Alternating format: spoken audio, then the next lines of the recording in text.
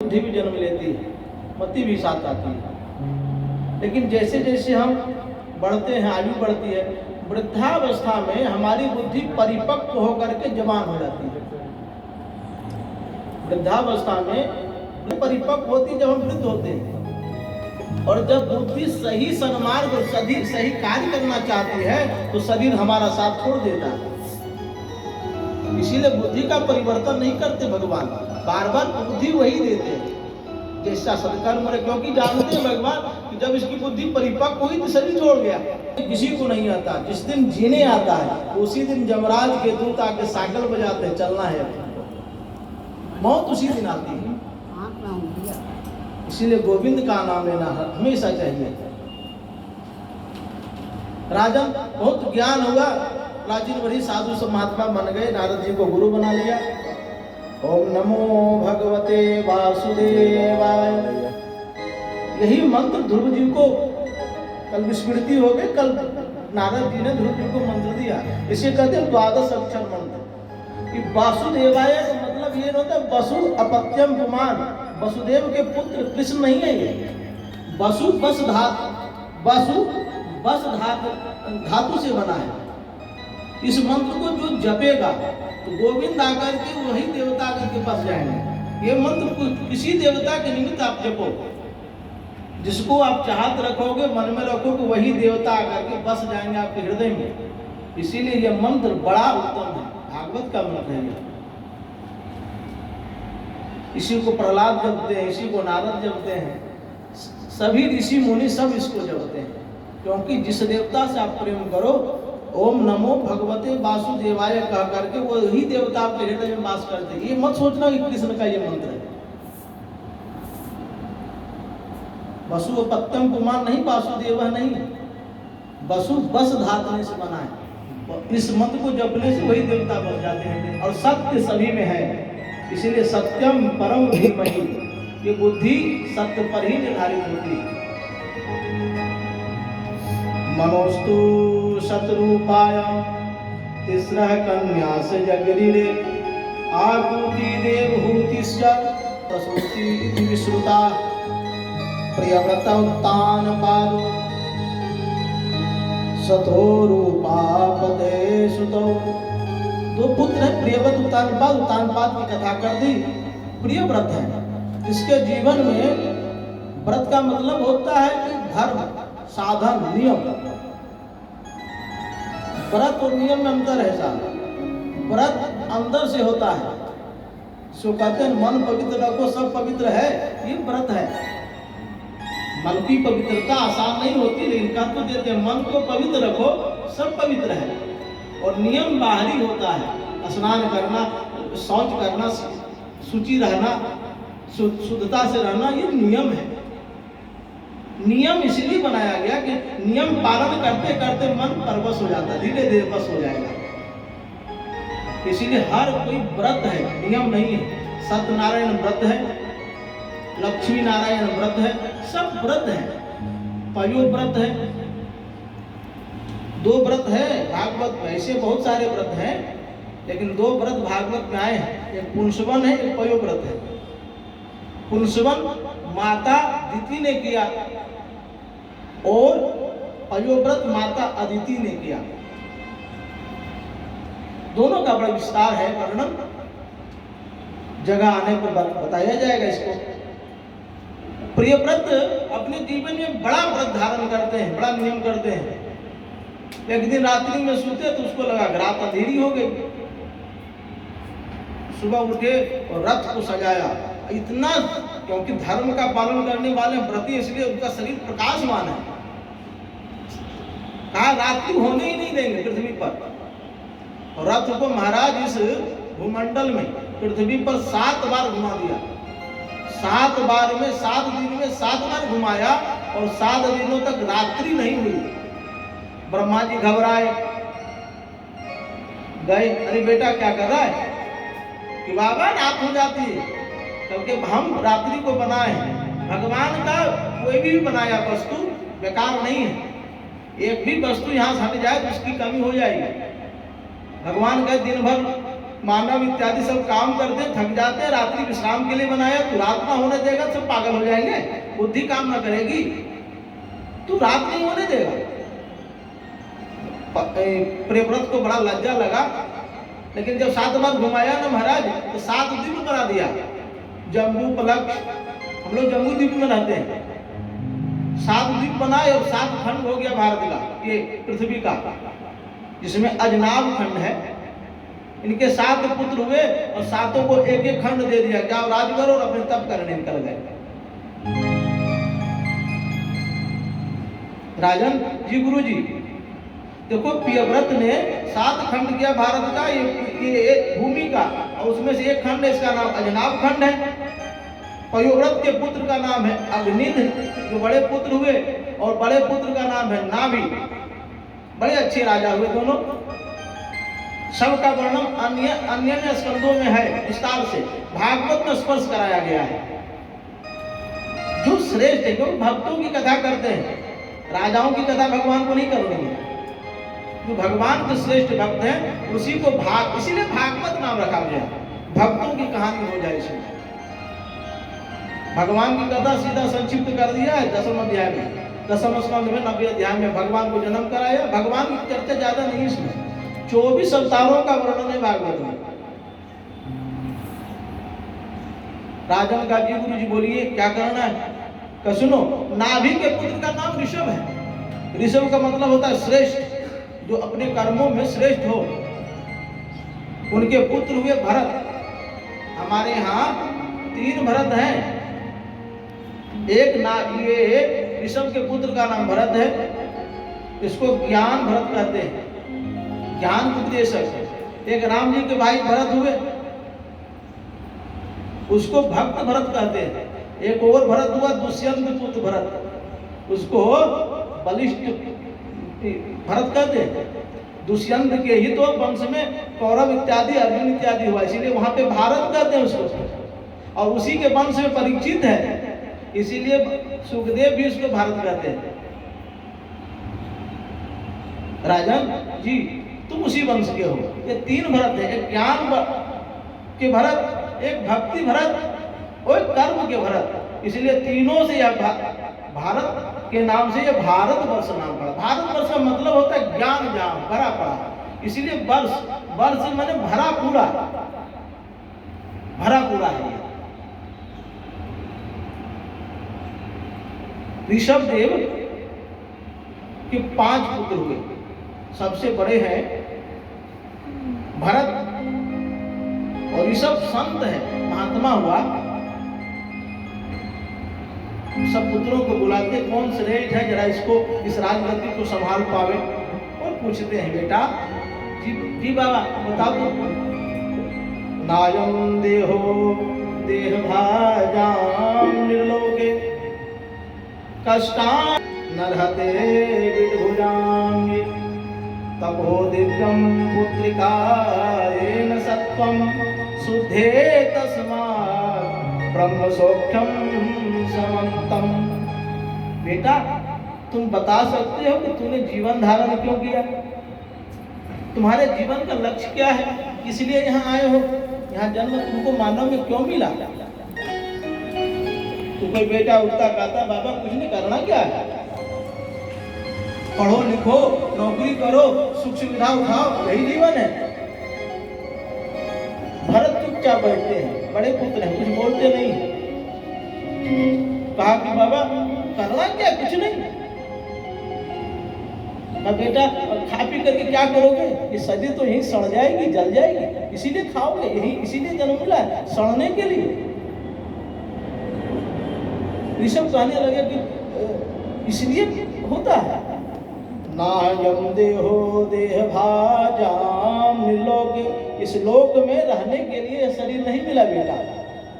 तो बाबा कष्टान कामान नरहते विडभुजाम, यहाँ सिर्फ कष्ट है बेटा।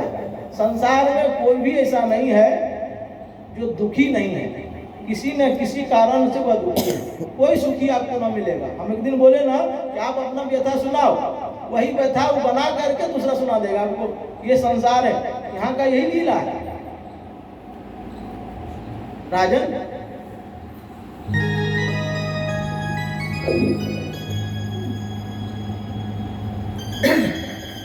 यहाँ कोई सुखी नहीं है बेटा। अच्छा बाबा तो करे क्या? कोई तन के बिना दुखी है, कोई धन के बिना दुखी है। यहाँ किसी का मन नहीं लगता। भगवान सब संपदा दी है, लेकिन डॉक्टर कह दिया खाना मना है, नहीं खा सकता। सुना मना, मिठाई रोज आता, बेचारे तरस रहे, खाने का मन है। और सबसे बड़ी बात है संसार में, जिस वस्तु की चाहत रखो वो पर्याप्त मिल जाए, फिर उससे मन भाग जाता है। कोई रसगुल्ला खाने का चाहत किया, चला गया होटल में, मिल गया मित्र, मिल गया होटल, अरे महाराज आओ बैठो खाओ, दो खिला दी, अच्छा लगा खा लिया। कोई और आ गया, अरे महाराज आप बैठो, अरे बहुत दिनों के बाद आप आए मिठाई खाने, तो और हमारे तरफ से वो दे दिया। दुकानदार ने कहा भैया इनके हाथ से खाओ, तो हमने तरफ से भी खा लो। 8-10 खा लिया हमने। उधर से कोई और परिचित आ गया, सरकार आप बैठे हो, क्या कर मिठाई है तो आप क्या कर, बस हो गया, अरे बहुत खाया। जिसकी चाहत इतनी ज्यादा थी वो अब लगने लगा अब खाना व्यर्थ है, खाएंगे गड़बड़ करेगा। अब मना कर देते हम, ना ना ना ना, जो सुख की वस्तु है बाद में दुख में परिवर्तन कर जाएगा। फिर पता लगा कि ज्यादा खा लिए, पत्नियां क्या कहाँ से रसगुल्ला बाहर खाते हो अकेले अकेले, हमको छोड़ गए, हमको भी ले चलते। पता लगा दुख का कारण बन गया, इसीलिए जीवन भी नहीं है। तो क्या करना चाहिए पिताजी का, ये न सत्य, उस सत्य की तपस्या करो, सत्य के खोज में लगो। जीवन इसीलिए मिला है, इसलिए आप किसी भी प्रकार से आप दुखी नहीं हो सकते यदि ईश्वर के सानिध्य में रहेंगे। हम लोगों को गुरु जी कहते हैं, जैसे हम लोग तो आश्रम में रहते, संसार में इधर उधर तो हम लोग को कुछ मिलता नहीं, अचानक 5-7 वर्ष के बाद बाहर कर देते कि जाओ घूमो, कोई पहचानता नहीं हम लोगों को। तो हम लोग कहते गुरु जी कहाँ जाएंगे, यहाँ तो बना बनाया मिल जाता है, ना विधि, ना कमाना पड़ता, ना बनाना पड़ता है, खाओ पियो गुरु जी का आश्रय, ना खाने की व्यवस्था, ना रहने की व्यवस्था, मन भटकेगा नहीं, आदमी रो पड़ता है। तो गुरु जी आशीर्वाद दिया करते थे, बेटा उस पर विश्वास करो जिसका तूने 5 वर्ष सेवा किया है। यदि तू यहाँ जन्म लिया है तो वो तुमको जरूर भोजन कराएंगे, तो उसकी चिंता मत कर। गुरु जी कहते जब गर्भ में था तो कौन खिलाता था, भगवान व्यवस्था किया कि नहीं। फिर जन्म लिया तो तुमको दांत न थे, भगवान दूध दिया कि नहीं। फिर देखा कि दांत होना चाहिए, कुछ खाएगा, एकदम दूध वाली दांत दिए, कोमल कोमल और कोमल कोमल वस्तु खिला दिया आपको। फिर भगवान देखे कि नहीं अब इससे काम ना चलेगा, कोई ठोस खाएगा, तो दांत ठोस ठोस दिए। इसलिए आप योग क्षेमम वहाम्यम गीता भगवान कहते हैं, तो हमारी चिंता कर, तू छोड़ दे। हमारे गुरु जी कहते हैं तू यदि भगवान का भक्त है ना, तू छोड़ दे, भोजन रहन सहन सब व्यवस्था करेगा। यदि भगवान का भक्त होगा तो इधर उधर जंजाली बनेगा, बिगड़ेगा। इसकी व्यवस्था भगवान को छोड़ दे, विश्वास पूरा कर। और हम क्या करते हैं, हमारी आदत होती है कि हम अपने पर पहले विश्वास करते हैं, हम ना करें तो कौन करेगा। तो बेटा तू इसकी चिंता मत कर दे कि राजपाट कैसे चलेगी, तू ईश्वर की आराधना कर। समझा बुझा करके ये ऋषभ देव जी महाराज जंगल चले गए और इतना वैराग्य उनके हृदय में जगा कि धीरे धीरे सब चीज को त्याग दिया। यही आगे अवधूत का वेश धारण किया और इसी से प्रथम तीर्थंकर हैं जैन सम्राट, जैन समुदाय के, जैन पंथ के जो चलते हैं ना जैन वाले, दिगंबर होकर के उनके प्रथम तीर्थंकर हैं ऋषभ देव, पहला उन्हीं से जैन चला है। हमारे ग्रंथों के शास्त्रों के ऋषि मुनियों से ही कोई पंथ, कोई ये चला, धर्म चला है। ऋषभ देव महाराज की। अब भरत को कितना उद्विग्नता होगा, राजपाट संभाले संभाले, जब चतुर्थ आया न समय तो सबको त्यागा, कहा कि अब हम चले। कहाँ जा रहे बाबा, का कहीं नहीं, हम तो चले भगवान का भजन करने। जो न तरहि भव सागर नर समान यश पाय। नार जीवन मनुष्य का मिला और जीवन का कहते हैं भगवान 84 लाख योनियों का ये प्रथम सीढ़ी भी है और अंतिम सीढ़ी भी है। यहाँ से आप भगवान के पास चल सकते, नजदीक आ चुके भगवान के रम वैकुंठ धाम पर हम लोग ये शरीर पा करके एकदम नजदीक है। थोड़ी सी चाहत होगी ईश्वर प्रकट हो जाएगा, यहाँ से सीधे नीचे जाएंगे, फिर 84 लाख योनियों में भटकेंगे। इसलिए ये उत्तम है, इसलिए इसमें एक विशेष बुद्धि दे दी, बुद्धि मति, इसको अपने अनुसार चलाया जाए, ईश्वर की ओर बढ़ा जाए तो भगवान कल्याण कर देते हैं। प्रजन भागवत भगवान की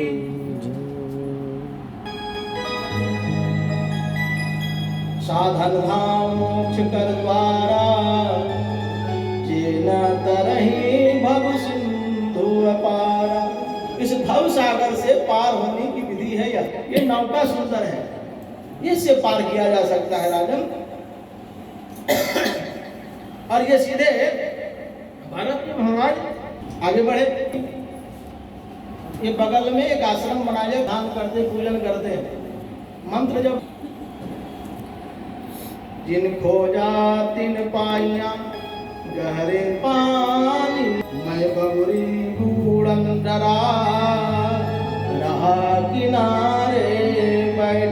डर इसीलिए लगता है छोड़ के जाएंगे तो कहाँ जाएंगे, कैसे होगा मेरा बहन, कैसे होगा मेरा पोषण, यही डर तो इसीलिए संसार से लोग नहीं जाते। कौन मेरा सेवा करेगा कौन। लेकिन हमारे गुरुदेव वेदांत पढ़ाते थे, बक्सर है ना, बक्सर के बगल में, वहाँ भी एक महात्मा साधु जाते थे। हम लोग बनारस से काशी से पढ़ के आए थे, तो गुरुजी वहाँ जो कहा कि आप वेदांत पढ़ना तो उनको खोलिए।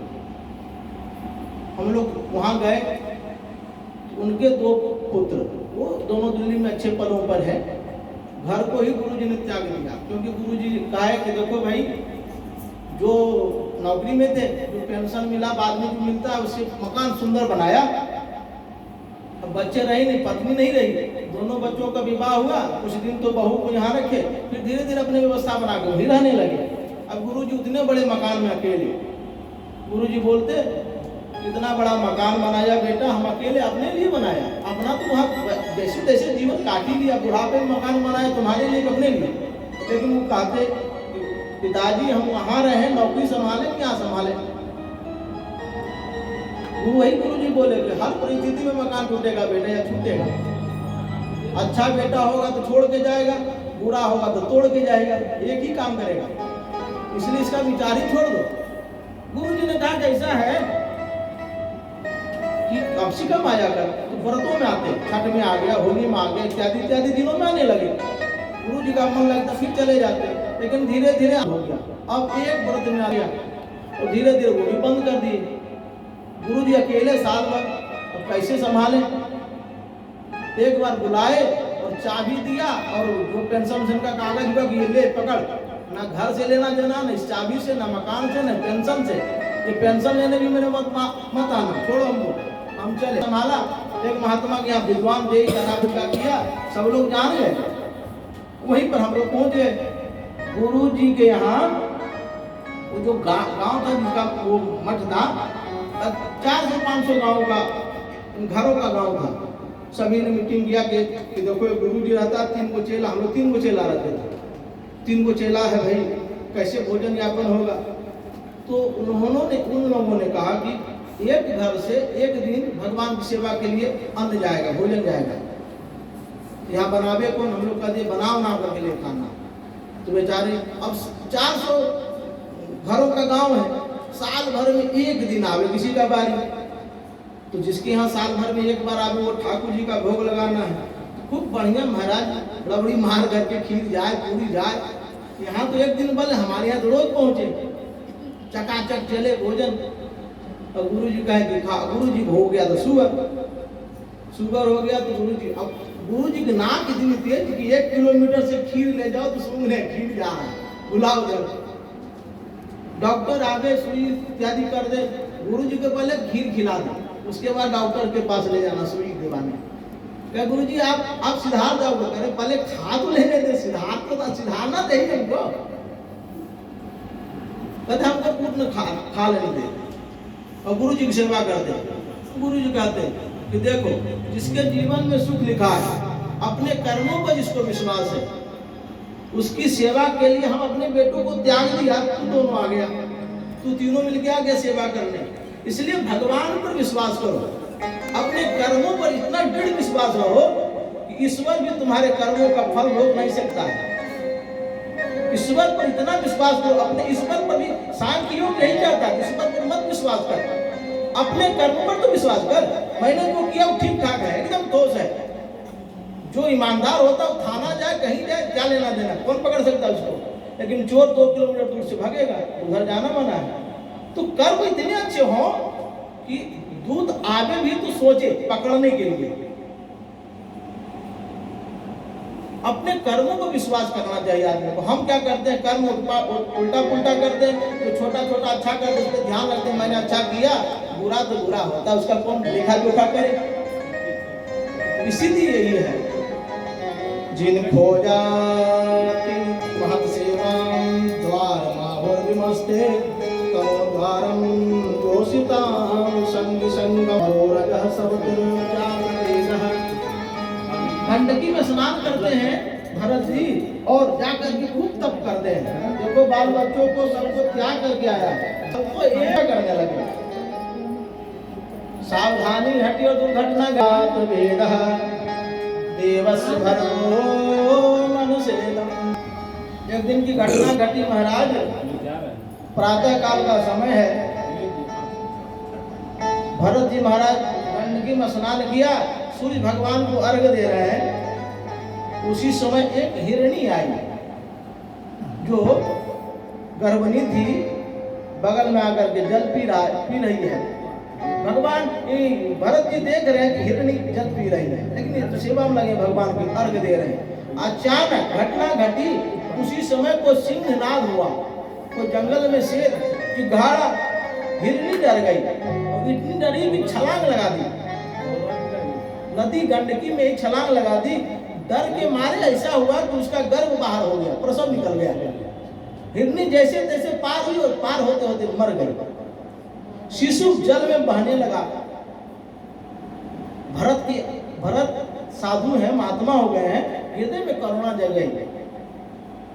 करुणा जगी तो मन रहा नहीं, दौड़ के गए और हिरण के बच्चे को गोद में उठा लिया। महात्मा है, अच्छा किया, करनी चाहिए। वो ला करके आश्रम में उसको ठीक ठाक किया। अब करना क्या चाहिए था कि उस शिशु को हिरण के साथ या हिरण की मंडली में छोड़ देते, लेकिन मन में एक विचार उठ गया, हिरण छोटा सा, इसका ना माँ रहा, कहाँ जाएगी, कौन इसको दूध पिलाएगा, कैसे जिएगी, मर जाएगी। हृदय में इतनी करुणा हो गई, उस हिरण को भरत जी पालने लगे। अरे ये मेरा बेटा है, देखो हम संसार को छोड़, लेकिन हमारा सहारा यही है। हिरण धीरे धीरे धीरे हिरण को पालने लगे। हिरण जीव पशु है।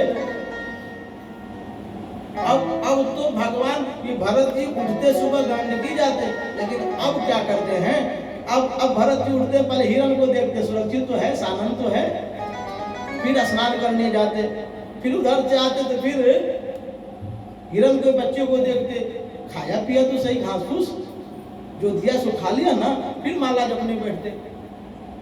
ये क्रम चलने लगा। अब जो भजन का समय था ना, थोड़ा थोड़ा हिरण में जाने लगा। देखो थोड़ा सा बिगड़ता है ना, कर्म बिगड़ा किधर बिगड़ा, हिरण में उनकी ममता बढ़ गई। अब हिरण थोड़ा बड़ा हुआ, चलने लगी, अब उसके हिरण के छोटे छोटे सींग निकल आए। अब महाराज भरत जब करने बैठते हैं तो हिरण आकर के गोद में बैठ जाता है। ममता देखो, आकर के हिरण गोद में बैठती है। और अब भरत क्या करते हैं, अब माला धर दिया, हिरण को कुछ काटने लगे। आहा, अरे कितना प्यार करता हमसे, आकर के मेरी गोद में बैठा, तो मेरा बेटा जैसा है। माला छूटा, धीरे धीरे धीरे ऐसा हुआ कि भरत जी माला उला सब छोड़ दिए, आए थे हरि भजन को ओटन लगे कपास। महात्मा गए हरि भजन करने, कपास रुई का खेती लगा था महाराज, ढेर लगी थी। भगवान महाराज एक दिन बैठे, देखा बड़ा गद्देदार है, अच्छा, अंदर चले गए, बस छोड़ा भजन, उसी में ओटन, यानी सोने लगे उसी पर। उलट पुलट गए, ओटन लगे कपार। अब भरत जी क्या किए कि भजन उजन सब छोड़ा, माला वाला सब छोड़ी और हिरण को हिरण हिरण हिरण हिरण करने लगे।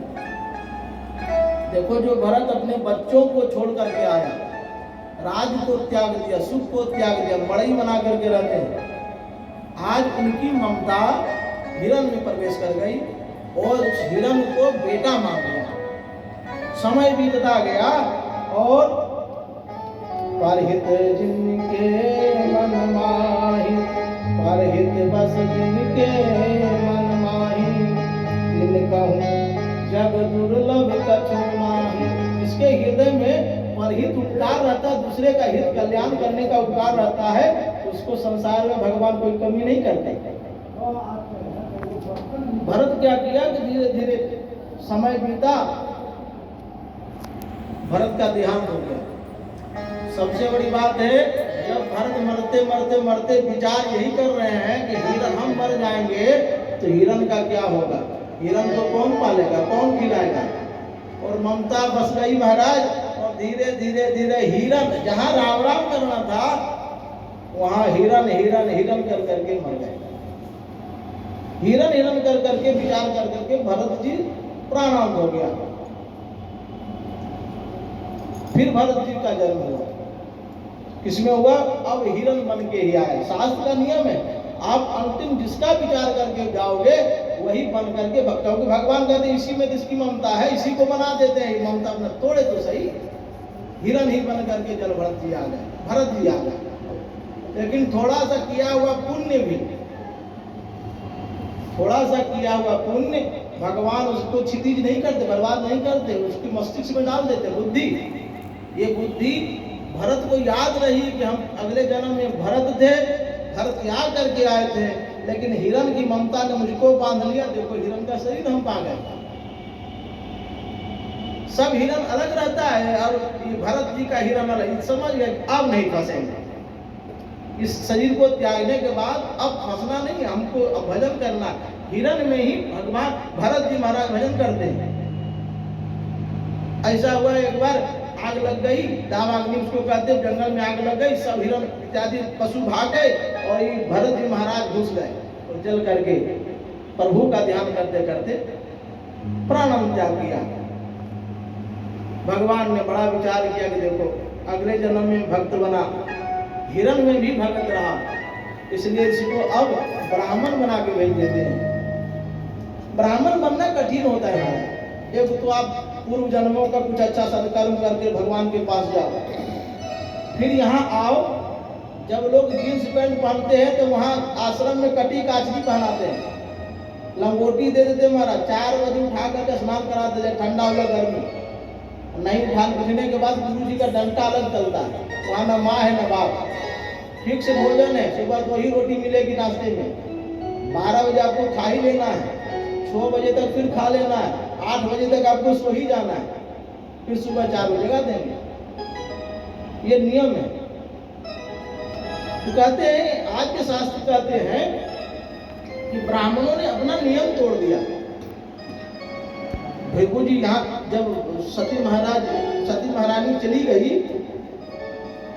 ये जो दक्ष प्रजापति ये और भगवान शिव से जो वार्तालाप हुआ था ना, तो दक्ष ने नंदी इत्यादि को श्राप दे दिया कि भगवान शंकर का जितना दूत होगा सब पाखंडी होगा, सबको दे दिया।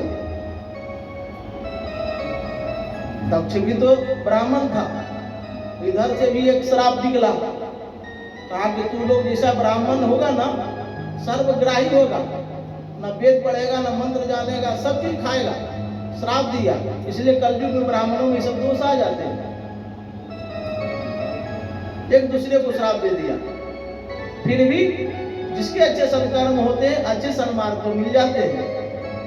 और बड़ा कठिनता से अब पढ़ाने वाले कम हैं, फिर भी आपको पढ़ना होता है। धीरे धीरे अब आश्रमों में कोई दान कम करते हैं, ऐसे तो करने वाले करते ही हैं, लेकिन जो पहले दान आती थी अब नहीं आता। और महात्मा कोई फैक्ट्री चलता नहीं, इसीलिए ब्राह्मण के बच्चों को कथा इत्यादि पढ़ाते हैं। कि पढ़ के जाओ, वहां से धन कमा के यहाँ लाओ, उसी में किसी को पकड़ लिया तो साधु बन जा, राजगद्दी तुमको दे देंगे। कठिनता होती है। और इस बार भी भरत जी जन्म लिए ब्राह्मण में। अंगिरस गोत्र है उनका। और आए जन्म जन्म मुनि जतन कराहि, याद आया भरत को, गर्भ में ही तो सब याद आ गया था। और ध्यान रखा कि जन्म जन्म मुनि जतन कराहि, अंत काल मुख आवत नाही। प्रयास यही किया था हमने कि मरते मरते भगवान का नाम लेंगे। पता लगा हिरन आ गया, लेकिन इस बार चुकेंगे नहीं, इस बार तो नाम ही जपेंगे। बाहर आया, जन्म हुई। जल भरत जी के जो पिताजी है ना, बड़े विद्वान है ज्योतिष के, और कुंडली बनती है हमारे यहाँ, तो हम कुंडली बनाया। 4 भाई हैं जल भरत जी, सबसे छोटे हैं। 4 भाई, भगवान का दिया सब है, खाया पिया मस्त है सब। जल भरत जी के पिताजी ने कुंडली बनाई जल भरत जी का, फिर भरत ही नाम रखे उनका, भरत का नाम रखा और उन्हें कुंडली बनाई। देखा कि ये जो महात्मा जो पैदा लिया है बड़ा विद्वान होगा, बड़े महात्मा होंगे, बड़ा सिद्ध पुरुष है ये, जिसको छू दे उसके यहाँ कल्याण हो जाएगा। ऐसा बच्चा तो मेरा कुल का एकदम उत्थान कर देगा। ऐसा है बाबा तू पढ़ो, लेकिन बाबा समझ गए कि इस बार पढ़े तो फंसे। याद सब है, क्योंकि गायत्री मंत्र तो जब भी करते थे। गुरु जी बाबा ने कहा कि बेटा गायत्री मंत्र पढ़ो, भूर्भुवस्सुवः पढ़ो। 6 महीना लगा दिया, याद ही नहीं किया। याद सब है लेकिन सुनाते कुछ नहीं है, सुनते नहीं है। पिताजी ने तो बड़ा अजूब आदमी है, मन ही मन करते याद। यदि हम गायत्री सुनाया तो कल कहेंगे महामृत्युंजय जप करो, परसों कहेंगे सत्यनारायण कथा करो, उसके बाद कहेंगे भागवत पढ़ो, रामायण पढ़ो, फिर यजमान कहेंगे आप कमा कमा के लाओ, और हम इसमें पढ़ने वाले नहीं। भरत जी सतर्क है कि कुछ नहीं करना है, जानते सब है। एक दिन पिताजी खिसियाए और कहे कि तू तो नाम तो तुम्हारा भरत है, सबको भरण पोषण करने वाला, लेकिन तुमको बुद्धि ही नहीं भगवान दिया। शरीर तो मोटा तगड़ा दिया, लेकिन बुद्धि ने तू जड़ है, इसलिए तुम्हारा नाम जड़ भरत कर दिया, इसका नाम जड़ भरत हो गया। कुछ समय हुआ, पिताजी सुधार गए, माता सुधार गई, सबका विवाह हुआ ना, कुछ बोलते नहीं है। कोई कहता कि पगला है, कोई कहता गूंगा है, कुछ बोलते ही नहीं है, शांत रहते हैं। सबका विवाह हुआ, लेकिन इनके यहाँ इनके लिए कोई लड़की भी नहीं आई। कोई विवाह कौन करे इनसे, न खाता न कमाता न कुछ और करता। भैया भाभियों ने कहा कि तू घर में बैठे बैठे खाली खाते हो भैया, अब ये सब नहीं चलेगा। तो क्या करे भाभी, कहा खेत पे जाओ और खेत पर देखो पक्षियां जो लगी है उसको खाए पिए नहीं, सुरक्षा करो। जल भरत जी को आजादी मिली, घर से बाहर आए, खेत के मुड़ेरे पर बैठा और याद आया ब्रह्मांड का। जब बाहर आप निकलो तो थोड़ा स्वर्ग को देखो और विचार करो कि भूमि गोल है और हम लटके हैं। विज्ञान को कही दिया, हम हर भूमि पर लटके हुए महाराज, सब ये गोल है पृथ्वी, और पृथ्वी के ऊपर हम हैं, और सब हम लटके हैं। भगवान के ही इशारे से चपके हैं, जिस दिन भगवान इशारा किया लटक जाएंगे। कहते हैं कि शिव जी वैष्णवा नाम अग्रगण्यम, शिव जी बड़े वैष्णव हैं, और शिव जी के अंदर यह ब्रह्मांड है। हृदय में हम लोग बैठे हैं शिव के, इसीलिए शिव जी कहीं नहीं रहते, कैलाश रहते हैं। शिव जी का कहाँ रहन पास है, कैलाश पर, पृथ्वी पर। कहते हैं शिव जी को अंदर जब यहाँ बैठो तो आप ऊपर देखो और चारों जहाँ स्वर्ग गिरता हो देखो, लगेगा आपको शिव का शिवलिंग है ये, और हम उसी के अंदर प्रविष्ट हैं। और शिव जी को जो मन करता है कि हमारा हृदय गदगद हो जाए, कुछ हो अच्छा, तो भगवान को अपने प्रेम के द्वारा उतार लेते हैं। फिर भगवान छोटी छोटी लीला करते हैं और हम लोग उसको देख कर प्रसन्न होते हैं, फिर उसका गीत गाते हैं। यही अनुभव हुआ भरत को खेत पर आने हुआ। खेत के बाद ऊपर देखा, अरे ये तो कल्याणकारक शिव है। आशु शीघ्रम इति आशुतोष, तुरंत प्रसन्न होने वाला शिव भगवान। हम जप न करेंगे तो क्या करेंगे। अब जप करने लगा, राम नाम लड्डू गोपाल नाम घी, हरे राम मिश्री घोर घोर पी, राम नाम लड्डू गोपाल नाम घी। हरे राम मिश्री घोर घोर पी। भरतजी आ गए, सब चिड़ियों को बुला लिया, आ जाओ आ जाओ आ जाओ। सब पक्षी भाषा समझते, सब चले आए, आ गया। और सब जितने धान वगैरह छीटे थे सब पक्षियों ने चुन लिया। उसके भाई आए, ये क्या कर दिया क्या कर दिया। लाठी उठाया, 2 लाठी मारा, भग कहीं का है नहीं, कोई काम को नहीं आता। जर भरत जी को वहां भगाया, और जर भरत चाहते तब लौट के घर जाना है नहीं, वहां से चल दिए। शरीर पर कौपीन है, एक जनेऊ का धागा लगा है, और महात्मा मदमस्त है, अपने में मदमस्त है, चल पड़ा। जब चल पड़ा महाराज, क्योंकि भील एक समाज है, भील काली मैया को बलि देने के लिए एक बकरा रखा था, समझे, नर बलि उसको देते हैं। भील लोग पूजा करते हैं, प्राण जाएगी, छुट करके भाग गया। तो काली मैया सब भीलों को मार काट दी और पकड़ लिया। भगवान करते आगे बढ़ गए। राजन जी, गुरु जी, ब्रज के नंद लाला, राधा जी के सांवरिया, सब दुख दूर हुए जब तेरा नाम लिया। ब्रज के नंद लाला, राधा जी के सांवरिया, सब दुख दूर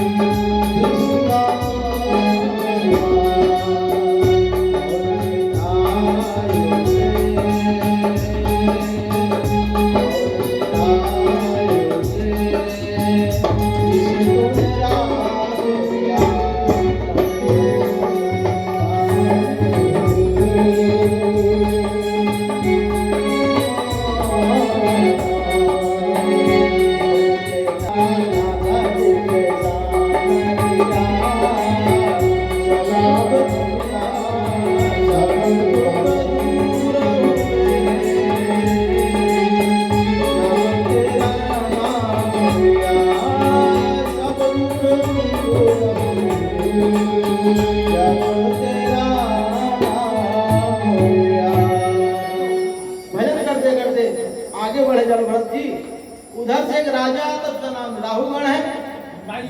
राहुगण कपिल भगवान है ना, उनके चेले हैं। कपिल जी के चेला का नाम राहुगण है।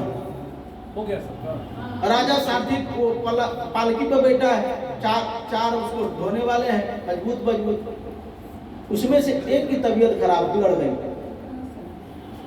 और उसने कहा कि महाराज आप कृपा करें, हमारी व्यवस्था ठीक ठाक न लग रही, स्वास्थ्य मेरा बिगड़ गया है, हम आपके पालकी को नहीं ढो सकते।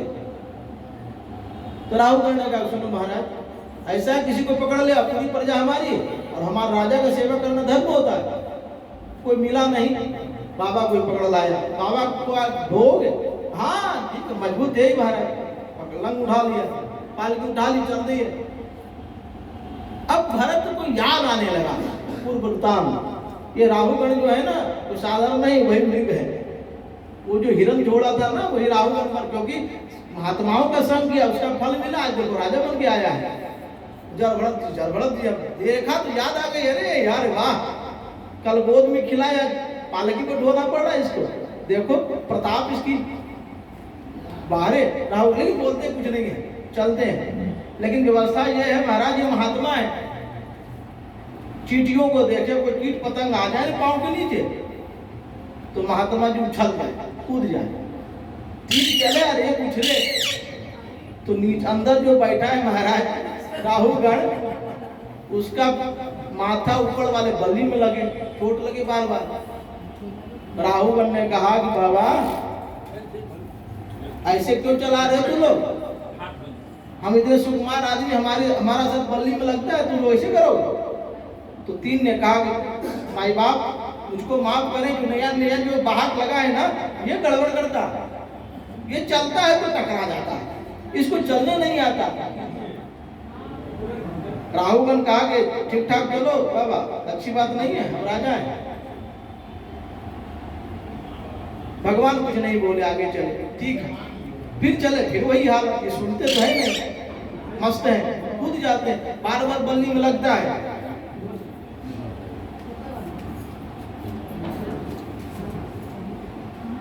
राजन जी, गुरु जी,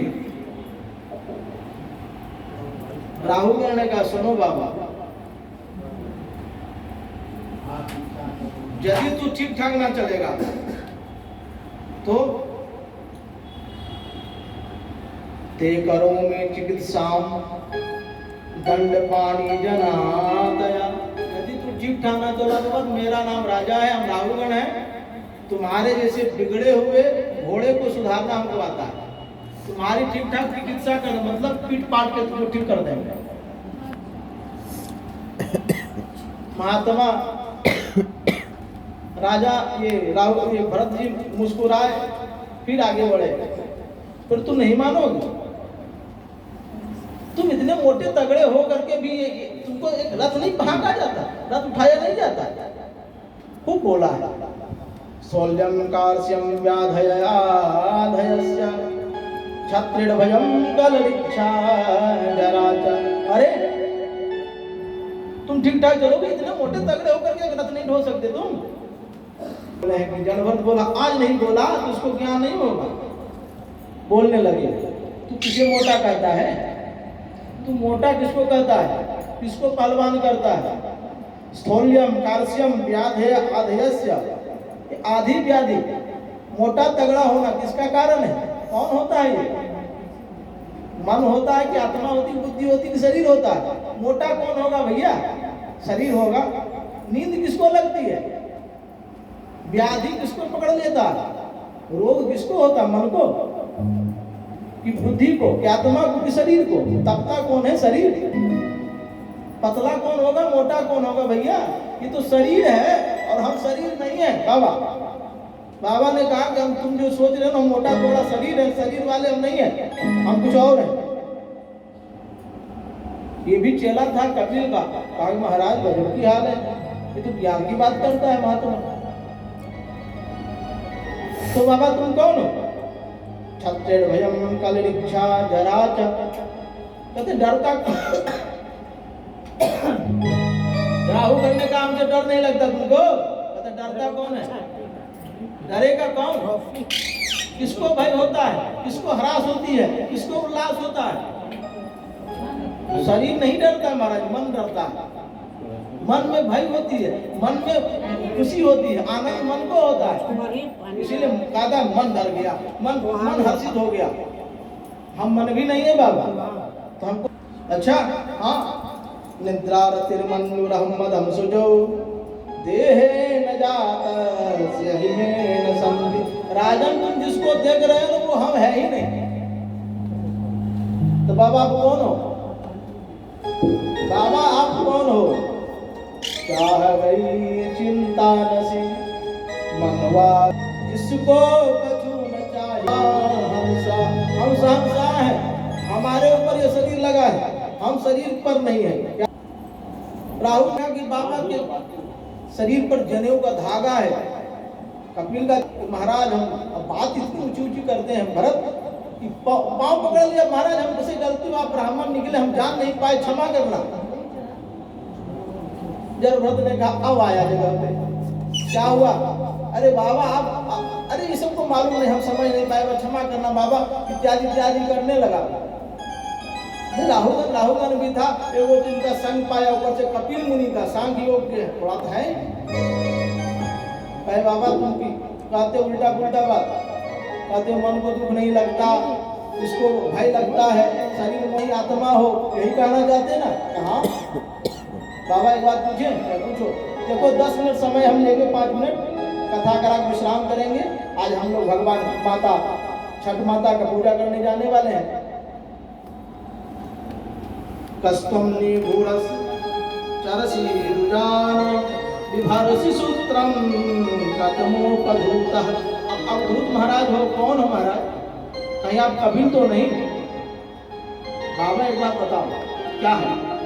ईश्वर सूतान हृदय से तिष्ठति भ्रामयन् सर्वभूतानि यत्रारूढ़ निभाया। कहते ईश्वर सर्वभूत है बाबा, तो दिखाई क्यों नहीं पड़ता? यही प्रश्न किया है वहाँ, तो ईश्वर दिखाई क्यों नहीं देता? कहते सन्मार्ग तो पकड़, अच्छे मार्ग पर चलो, ईश्वर दिखाई देंगे तुम्हें। तुम इस आंख से, प्रकृति की आंखों से ईश्वर को देखना चाहता है, संभव नहीं है। इसको दिव्य चक्षु चाहिए, आध्यात्म रूपी चक्षु लगाओगे तुमको ईश्वर दिखाई देगा। हमको सब जगह दिखाई देता है और तुम्हें ना दिखाता, तुम समझो तो कैसे दिखाई देगा? तो हमारी समझ में आ जाए। बाबा एक बात वो समझाओ क्या है?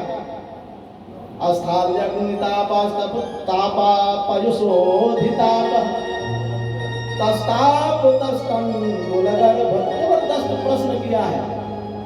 कहा बाबा आप कहते हो कि हम आत्मा है, शुद्ध विशुद्ध आत्मा है, ईश्वर अंश जीवन आश्रित तुम आत्मा हो, एक बात बताओ क्या?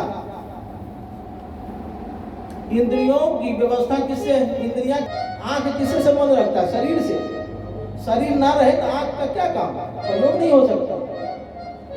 और आंख किस पर काम करता है महाराज? आंख किसके इशारे से देखती है? मन से। शरीर का संबंध इंद्रियों से है, इंद्रियों का संबंध मन से है, मन का संबंध बुद्धि से है, और बुद्धि का संबंध आत्मा से है। सब तो इसी में है।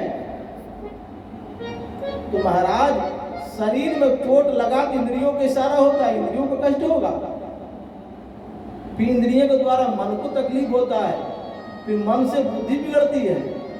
जब इतना बिगड़ जाता है तो आत्मा का संबंध बुद्धि से है, तो क्या आत्मा में दोष नहीं लगता? खलबली नहीं मचती? पता कैसे? कहते सुनो, प्राकृतिक है इसमें प्रकृति बात करता है। क्या करता है? कहता है कि हमने एक हंडी एक बर्तन चढ़ाया चूल्हे पर, उसमें डाल दी दूध, उसमें डाल दी चावल, फिर नीचे लगा दी आग। जब आग जला तो आग का संबंध किससे है? बर्तन से। और बर्तन का संबंध किससे है? दूध से। दूध का संबंध किससे? चावल से। और चावल अंदर तक पक जाता है। वस्तुतः आग का सीधा संबंध चावल से नहीं है। तो महाराज यदि ये संबंध हो करके जब चावल पक सकता है, तो शरीर में यदि दुख हो तो आत्मा को क्यों नहीं हो सकता? संबंध तो यही है, इंद्रियों का शरीर से, शरीर से मन का, इंद्रियों का मन से, मन से बुद्धि से, बुद्धि से आत्मा से। भगवान ने कहा तू प्रकृति वाला है, इसलिए प्रकृति की बात करता है। आत्मा को किसी संबंध नहीं होता। आत्मा ऊपर से है या अंदर से कोई जानता नहीं है। ये आत्मा शरीर को पकड़ रखा है कि शरीर ने आत्मा को पकड़ रखा है, ये तुम्हारे बस की बात नहीं है। राजन एक बात सुनो, क्या है गुरु जी, किसी जगह तुम जल डालते रहो, वहां से घास निकल जाती है या कोई पौधा निकल जाएगा, दूरबात निकल ही जाती है। ये बताओ कि बीज किसमें था, जल में या उस भूमि में, या डालने वाले ने बीज डाल दिया? गुरु जी बीज तो कोई डाला नहीं। तो जैसे बिना बीज का ये घास जन्म जाता है, उसी तरह प्रकृति में आत्मा से द्वारा ही शरीर कार्य करता है। आत्मा को संबंध किसी से नहीं है, बीज का संबंध भूमि से एकदम नहीं है। बीज के अंदर ही बड़े वृक्ष हैं। यदि बीज वृक्ष के पृथ्वी को ऊपर रहे बेटा, उसको फलता फूलता नहीं है, लेकिन अंदर डाल दो, फिर जल डालते रहो तो धीरे धीरे फूलता है। उसी तरह यदि कर्मानुगति मन तक ही कार्य करता है बेटा, उसके अंदर जो आत्मा है वो सत्संग का कार्य करता है। आत्मा का शरीर से कोई लेना देना नहीं। शरीर आत्मा परमात्मा का भजन करता है, आत्मा गौण रहता है। और जब आप सत्संग के द्वारा चलोगे, शरीर आत्मा को आच्छादित कर रखता है, लेकिन शरीर आत्मा शरीर से अलग रहता है। लेकिन जब सत्संग करोगे ना, तो आत्मा शरीर और इंद्रियों का आच्छादित कर देता है। जब आत्मा कार्य करने लगती है तो इंद्रियां बहकेगी नहीं। राजन को खूब समझाया, राहुल समझ गए और भजन करते हुए फिर याद दिलाया कि याद कर, क्या है गुरु जी, माथे में हाथ धरा, पूर्व जन्म याद आ गया कि हम हिरण थे, भगवान ही भरत थे, इत्यादि इत्यादि हुआ। और भजन करते करते क्षमा प्रार्थना करने लगा और सीधे कपिल के यहाँ गया। फिर बोले कपिल महाराज की। आइए आज की कथा यहीं विश्राम करते हैं, आरती करते हैं।